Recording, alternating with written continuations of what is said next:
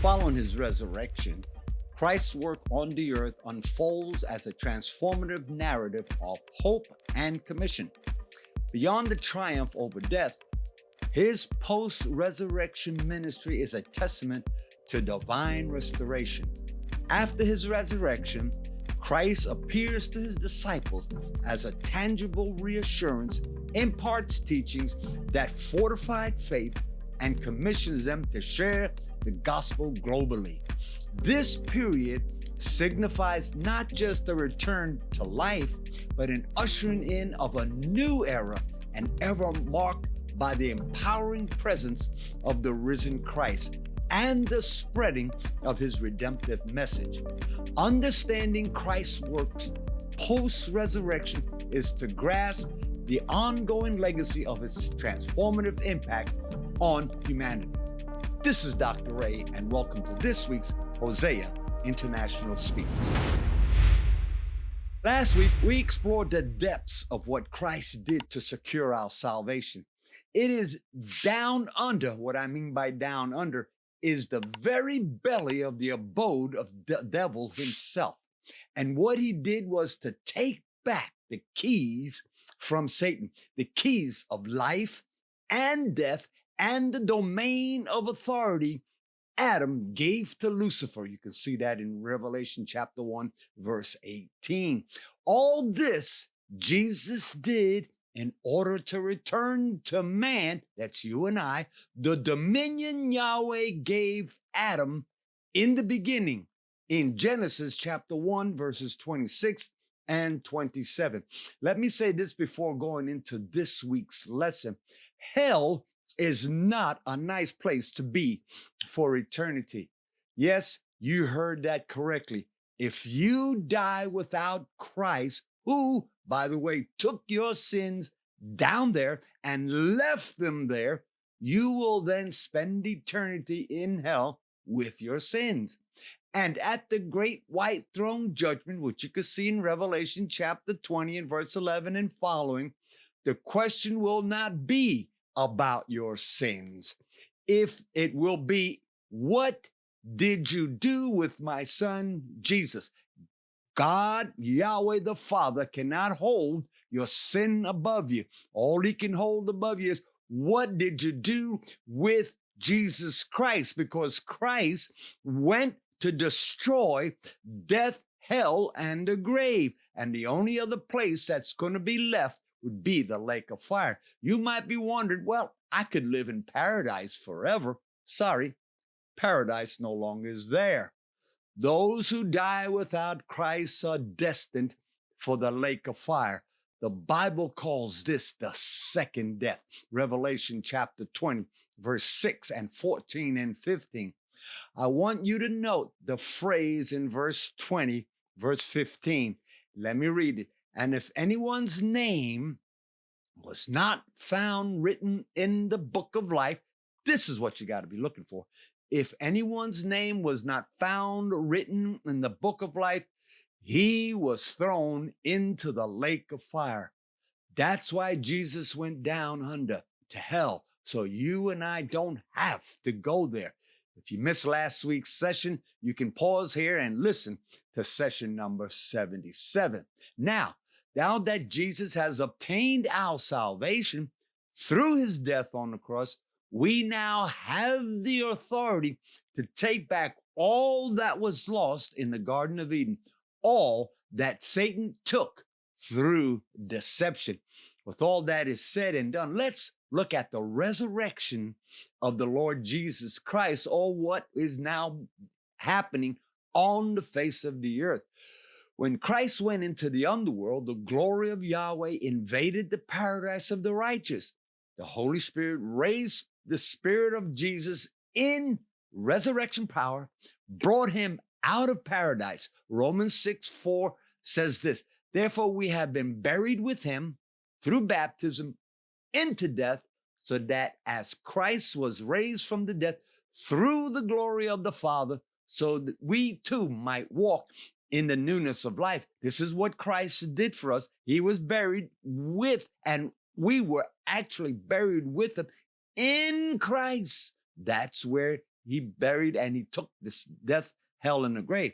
Romans 8:11 says this, but if the spirit of him who raised Jesus from the dead dwells in you, he who raised Christ Jesus from the dead will also give life to your mortal bodies through his spirit who dwells in you. When Christ rose from paradise, he rose in spirit being. This was the first of a spiritual resurrection.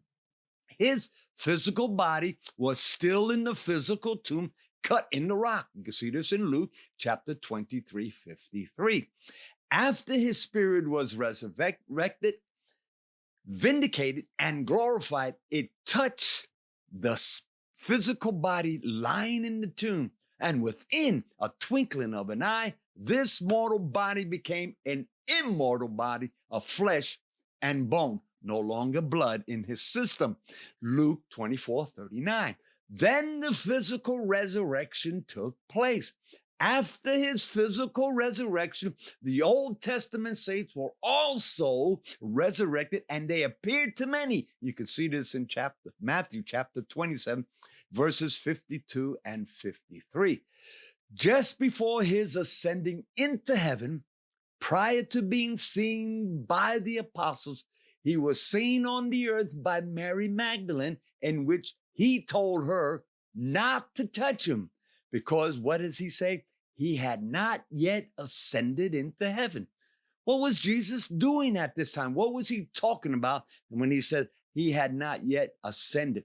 Scripture doesn't say exactly what he was doing on the earth before he ascended to the Father, but what happened prior to him being crucified on the cross, from the courtyard to Golgotha's hill, the blood of Jesus had been dropped along the way. And according to the sacrifice of the animals, you can see this because they were a type of the Christ that was to come. The blood was used in sprinkling on the altar. And it is my belief he was retrieving every drop of blood that was spilled along the way so he could present it on the heavenly altar. And because his blood is not tainted with sin, and because there is no sin in heaven, well, there was sin up to the throne room in heaven, the blood of Jesus has not coagulated. It is as fresh today as it was when it was flowing through his body. How did Jesus collect his body, his blood? Since all the vessels on the earth are tainted with sin. Everything that was on the earth was tainted with sin except his body. He collected his blood and took it to heaven to be sprinkled at the mercy seat in the heavenly tabernacles. Yes, his body, his resurrected body, his immortal, contained the blood until he brought it to heaven. The heavenly tabernacle and the paradise of Yahweh was cleansed from the satanic rebellion by the blood of the Lamb. Though sin first was conceived in heaven, it could not spread to all the angels. Only 1/3 of them fell with Satan. So everything in heaven up to the throne room was needing to be cleansed by the blood of Jesus. Sin nature spread quickly on the earth through the flesh life of man and put him continually in a crossfire between Yahweh and Satan. You can see this in Genesis chapter 6, verses 3, 5, and 11. Now, Hebrews 9, 11 and 12 tells us, but when Christ appeared as a high priest of the good things to come, he entered through the greater and more perfect tabernacle, not made with hands, that is to say, not of this creation, and not through the blood of goats and calves, but through his own blood. He entered the holy place once for all, having obtained eternal redemption. He ascended into the heavens to inaugurate the New Testament in his blood and to make the first covenant obsolete by fulfilling every requirement. Hebrews 8:13 says, when he said a new covenant, he has made the first obsolete. But whatever is becoming obsolete and growing old is ready to disappear. Hebrews chapter 9, 15 through 18 continues.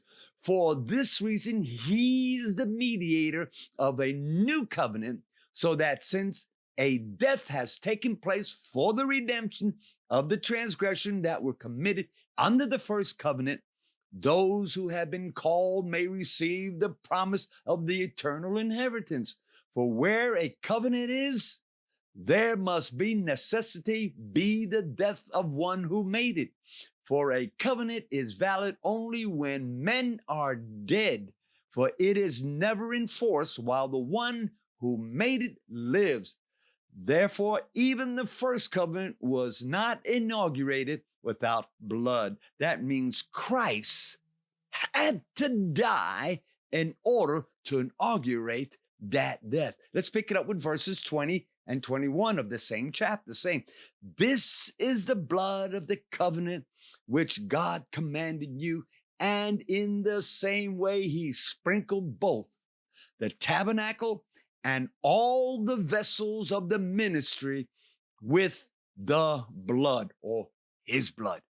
Christ then descended to meet with his apostles, and he spoke to them about all that he, as the Christ, has done.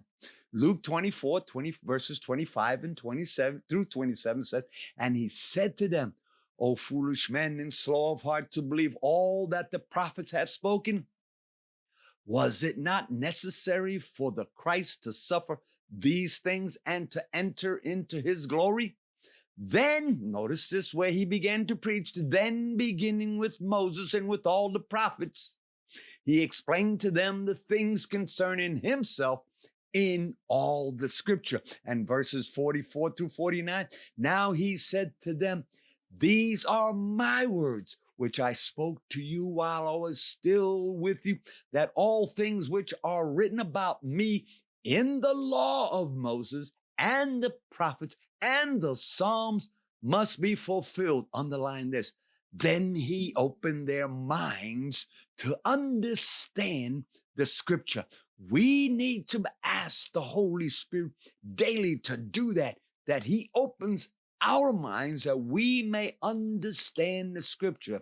And then he said to them, thus it is written that the Christ would suffer, rise again from the dead the third day, and that repentance for all sins, forgiveness of all sins would be proclaimed in his name to all the nations, beginning with Jerusalem. In other words, the Jew first. You are witnesses of these things, and behold, I am sending forth the promise of my Father upon you. But you are to stay in the city until you are clothed with power from on high. And Acts 1:3 says this, to these he also presented himself alive after suffering by many convincing proofs, appearing to them over a period of 40 days and speaking of the things concerning the kingdom of Yahweh. Jesus, the resurrected and glorified Lord, spoke to all his disciples for a period of 40 days about the coming of the kingdom of Yahweh that will be ushered through the church, the ecclesia that he is building. During this first day of this Yahweh encounter, a supernatural experience changed then forever from an Old Testament believer to a New Testament believer. They became a new creation in Christ. John 20, verses 19 and 22 tells us where the disciples were when Jesus appeared to them. So when it was evening that day, the first day of the week, and when the doors were shut where the disciples was, for fear of the Jews, Jesus came and stood in their midst and said to them, peace be with you. And when he had said this, he showed them both his hands and his side. The disciples then rejoiced when they saw the Lord. So Jesus said to them again, peace be with you. As the Father has sent me, I also send you. And when he had said this, he breathed on them and said, receive the Holy Spirit. Jesus breathed his spirit upon his disciples, and their own spirit was recreated after the order and image and likeness of the Spirit of Christ himself. Their spirit has now become the same image and likeness and created in the order of Christ. They carried Christ's spirit, nature, likeness, and image. They became a new creation after the order of Christ. Well, we're going to leave it there. But next week, we want to look at being in the Spirit and what does it mean to be in the Spirit. Well, if you enjoyed this week, go ahead and hit the like button. And if you wish to be notified when we go live, go ahead and hit the button that says subscribe. And if you still wish to give, you can go ahead and scan the QR code right there. This is Dr. Ray, and I'll see you next week on Hosea International Speaks.